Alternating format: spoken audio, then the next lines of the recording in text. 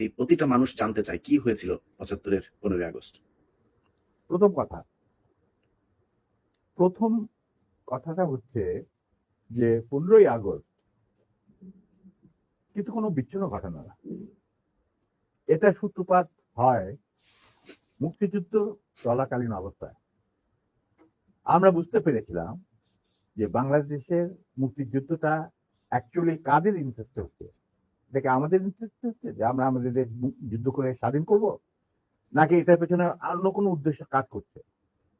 যখন 7 দফাতে চুক্তি করে নজরুল ইসলাম আর তাজউদ্দিনকে পারমিশন দেওয়া হলো to establish provisional government in Calcutta, এই 7টা ক্লজ পড়ে সাইন করার পর, দস্তখত করার পরে নজরুল ইসলাম সাহেব ফিট হয়ে পড়ে গিয়েছিলেন যে এটা তো একদম একটা দাস খর, যে আমরা ক্রমান্বয়ে ভারতের একটা করজ রাজ্য, তারপরে একটা অঙ্গরাজ্য হিসেবে অঙ্গরাজ্যে পরিণত হবে বাংলাদেশ, হবু বাংলাদেশ। আর ওই joint declaration between Usmani and general Manekshaw joint command establish করার পর কথা ছিল যে general Usmani on behalf of Bangladesh government will invite General Maneshaw to come and be present as an auxiliary force commander, সহায়ক শক্তির commanding chief হিসাবে in the Sunday ceremony, but the instrument will be signed by the Mufti Fauj commander in chief, who was General Usmani, Colonel Usmani. কিন্তু সেটা হতে দেওয়া হলো না। 16ই ডিসেম্বরে যে সারেন্ডার সেরেমনি হলো রেস করতে, সেখানে পরিষ্কার বাংলাদেশের জনগণ দেখতে পেল যে পাকিস্তান আর্মি সারেন্ডার করছে ভারতীয় সেনাবাহিনীর কাছে, এবং সেখানে সাইন করছেন আরোরা ভারতীয় বাহিনীর পক্ষে, আর ওদিকে নিয়াজি পাকিস্তানি আর্মির পক্ষে। সেখানে মুক্তিযোদ্ধারা কোথায়? আমরা পরে থাকলাম ঝাড়ুদার হিসাবে ইন্ডিয়ান আর্মির রাস্তা পরিষ্কার করে দেওয়ার কাজে, বনে বাজারে। আমাদের কি কোনো শহরগঞ্জে ঢোকার পারমিশন দিল না মুজিব সরকার, আমাদের তাজউদ্দিনের সরকার, আওয়ামী লীগ সরকার। সেই অবস্থায় কি প্রমাণিত, এটা এই ঘটনায় কি প্রমাণিত হলো? ইন্ডিয়া প্রমাণ করলো সারা বিশ্বে যে বাংলাদেশের জনগণ নিজেরা যুদ্ধ করে দেশ স্বাধীন করেনি। বাংলাদেশ নামক একটি রাষ্ট্র প্রিমেচুরলি জন্ম দেওয়া হয়েছে as an outcome of Indo-Pakistan war, যেখানে ইন্ডিয়া জিতেছে। এই তো হলো ইতিহাসের শুরু। তারপর মুজিবকে যখন ছাড়া হলো, কিন্তু কিছুই জানতো না যে দেশ স্বাধীন হয়েছে, কোন মুক্তি ফৌজ বলে কিছু ছিল, হাজার হাজার লোক দেশচ্যুত হয়েছে, প্রাণ হারিয়েছে, কি জানতো। তাকে যখন ছেড়ে দেওয়া হলো, তখন ইন্দিরা গান্ধী তাকে পাকিস্তানে ফোন করে বললো যে, ফোন করলো মুজিব, ফোন করে বললো যে আমি দেশে ফিরে যাচ্ছি। তখন ইন্দিরা গান্ধী বলতো যাওয়ার আগে আপনার সাথে দেখা করে আমি আপনাকে কৃতজ্ঞতা জানতে চাই। তো তখন ইন্দিরা গান্ধী বললো, কৃতজ্ঞতা জানাবেন, আপনি ফোন না করলে আমি আপনাকে ফোন করতাম, আপনাকে ঢাকায় সরকারে আপনি যাবেন না, আপনি নয়াদিল্লি হয়ে যেতাম। মুজিব সেটাই করলেন, চলে গেলেন নয়াদিল্লি, লন্ডন হয়ে। সেখানে কি হলো, যেই 7 দফার চুক্তিতে সাইন করার পর প্রবাসী সরকার গঠন করেছিল তাজউদ্দিন আর নজরুল ইসলাম, সেই আওয়ামী লীগ বাংলাদেশে ক্ষমতা গ্রহণ করলো সারেন্ডারের পর ওই 7 দফা ভিত্তিতে।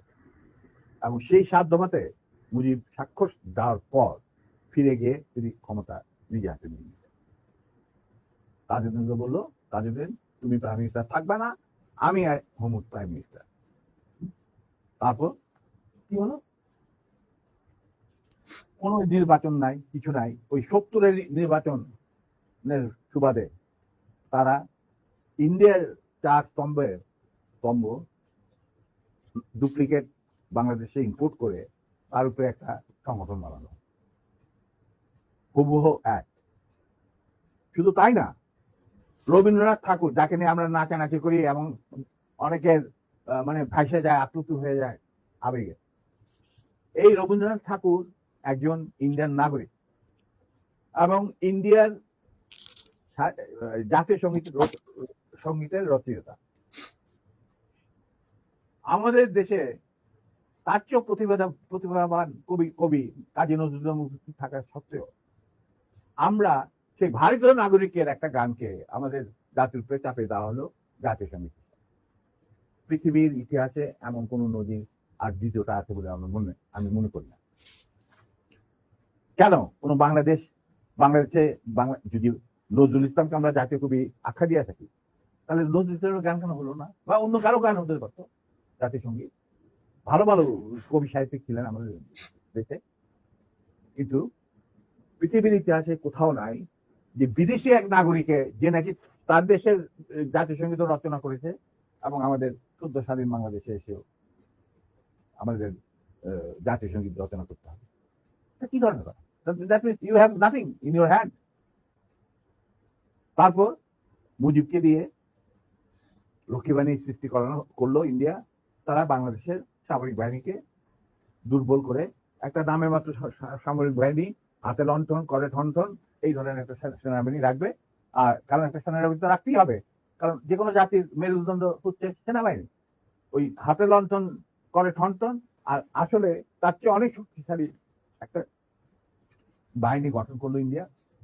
স্যার, ওই যে 7 দফাটা আমরা তো ইতিহাস পড়ে, আমরা তো আসলে সাক্ষী না, আমরা পড়ে মানুষকে জানানোর চেষ্টা করেছি। আপনার স্মরণ আছে 7 দফাটার কথা? কি কি ছিল ওই দফায়? যদি কয়েকটা গুরুত্বপূর্ণ জায়গা যদি মনে রাখেন। দেখো ভাই, আমি তো অ্যাকচুয়ালি 7 দফা একদম টোটো এগুলো আমার বইতে লেখা আছে। যারা এটা কেন জিজ্ঞেস করলাম স্যার, কারণ হচ্ছে মানে আপনি আমি সেনাবাহিনী তো করতে পারবেন না স্যার, সেনাবাহিনী তো 7 দফা মানলে করতে পারবেন না স্যার। আমার পক্ষে হয়তো এখন রিকালেক্ট করা অফেন ডিফিকাল্ট, কারণ আমার মাথায় অনেক কিছু খেলা করে। জি স্যার। দু একটা জিনিস বলছি, যেমন ধরো মুজিব এবং তার সরকারকে প্রোটেকশন দেওয়ার জন্য ইন্ডিয়ান আর্মি অবস্থান করবে বাংলাদেশ। বাংলাদেশের কোন শক্তিশালী সামরিক বাহিনী গঠিত হবে না। বাংলাদেশের কোন স্বাধীন বৈদেশিক নীতি থাকবে না। বাংলাদেশের শাসন ব্যবস্থা, আমলাতন্ত্র, শিক্ষা ব্যবস্থা, স্বাস্থ্য ব্যবস্থা, শিল্প ব্যবস্থা, কৃষি ব্যবস্থা সবকিছুই চলবে ভারতীয় বিশেষজ্ঞদের ইচ্ছা মতো। তারা মুজিব বিরোধী কোনো মানুষকে বাঁচিয়ে রাখা হবে না। তার জন্য যত লোক মারা দরকার মারা হবে, যত লোককে লুলা ল্যাংড়া করা হবে, চক্ষু তুলে নেওয়া হবে, মেয়েদের ইজ্জত লুণ্ঠন করা হবে, কোনো সমস্যা নেই। এইভাবে প্রতিপক্ষের উপর ঝাঁপিয়ে পড়ায় 40,000-এরও বেশি লোক মারা গেছে, সেটা সবাই জানে, প্রত্যক্ষ থেকে আসছে। তারপর তোমার আমরা একটা করদ রাজ্যে পরিণত হয়ে গেলাম।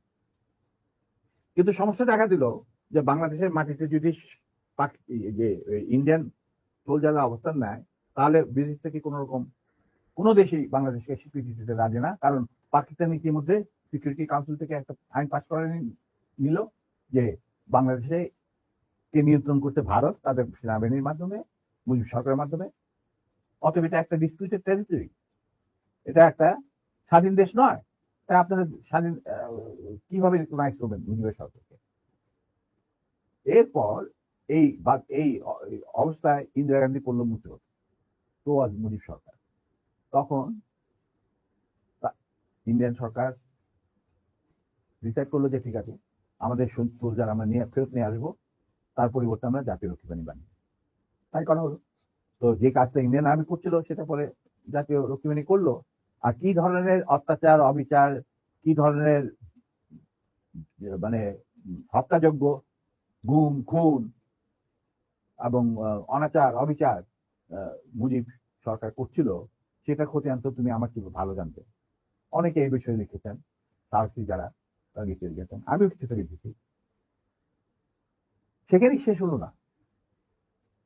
তারপর দেখা গেল যে সেই সুতিকাগার থেকে মুজিব কায়েম করলেন একদলীয় এক ন্যায়তত্ত্ব, স্বৈরাশাসন, বাকশাল।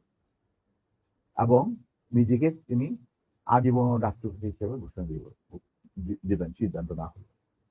এই বাকশালের মেম্বার সবাই সেই বাকশাল করার পর মুজিবের শক্তি বেড়ে গেল, তার নিষ্ঠুরতা এমন অসহনীয় পর্যায়ে চলে গেল। ইলিয়াস লুটপাট, মার ধর, চোরাচালান, নকল টাকা ছাপানো ভারত থেকে, এই সমস্ত মানে একটা আমাদের মনে অস্তিত্বই এমন অবস্থায় গিয়ে থাকলো যে মানুষ একদিন মুজিবের জন্য দোয়া করেছিল যে আল্লাহ আমাদের এই মুজিব আমাদের চোখের মনি, আমাদের বাঁচাবে, দেশকে স্বাধীন করবে, বাঙালিদের ন্যায্য অধিকার আদায় করবে। সেই মুজিবের জন্য লোকজন আল্লাহর কাছে দোয়া চাচ্ছিল যে আল্লাহ আমাদের আজাদ দাও, নমরুদের হাত থেকে আজাদ দাও, আমরা শেষ মরে যাচ্ছি, সব কোথাও কোনো কেউ নেই প্রতিবাদ করা। এগুলো আমরা যারা সেনাবাহিনীতে তখন ছিলাম, যারা দেশপ্রেমী যোদ্ধা, তারা ঠিক মেনে নিতে পারেনি। কিভাবে তারা মেনে নিতে পারেনি পাকিস্তানের জান্তাদের অবিচার এবং দুরাচার। এরই পরিপ্রেক্ষিতে তাদের নেতৃত্বে সংগঠিত হয় একটা সেনা বিপ্লব। অনেকে বলে মুজিবকে মারা হলো কেন? মুজিব তো মারা যায় নাই, মুজিব নিহত হয়েছে একটা সেনা অভ্যুত্থানের ঘটাকালে। সেনা অভ্যুত্থান তো আর খালি আছে মার্বেল খেলে না, ওখানে দুই পক্ষ থেকেই গোলাগুলি হয় এবং হতাহত হয় দুই পক্ষে। যেমন মুজিবের পক্ষের কিছু লোক মারা গেল, সেভাবে বিপ্লবীদের সেনা অভ্যুত্থানকারী বিপ্লবীদের তরফেও কিছু লোক প্রাণ হারায়। এটাই বাস্তবতা। কিন্তু তারা বিজয়ী হয়ে গেল, বিপ্লবীরা বিজয়ী হলো, তারা ক্ষমতা তাদের নিজে হাতে নিয়ে নিল স্বতঃস্ফূর্ত ভাবে। ইলিয়াস ঘোষণাটা আমি দিয়েছিলাম, স্বতঃস্ফূর্ত ভাবে মুজিবের সেই মৃত্যুর খবর জানার পর আর বাকশালের পতনের খবর জানার পর লাখো লাখো লোক, মানে দেশের রাস্তা ঘাট, গঞ্জ, শহর, বন্দর, নগর, গ্রাম, সবাই আনন্দ মিছিল বের করলো। আমরা তো এই সমস্ত লোকজনকে ডেকে নিয়ে আসিনি, স্বতঃস্ফূর্ত ভাবে লোকজন। আর যে সমস্ত রাজনৈতিক নেতা বা দলগুলো আন্ডারগ্রাউন্ড ছিল, তারাও জনসমর্থন নিয়ে রাস্তায় চলে আসে। এইভাবেই জনস্বীকৃতি পেয়েছিল 15 আগস্টে 32 সামরিক অভ্যুত্থান।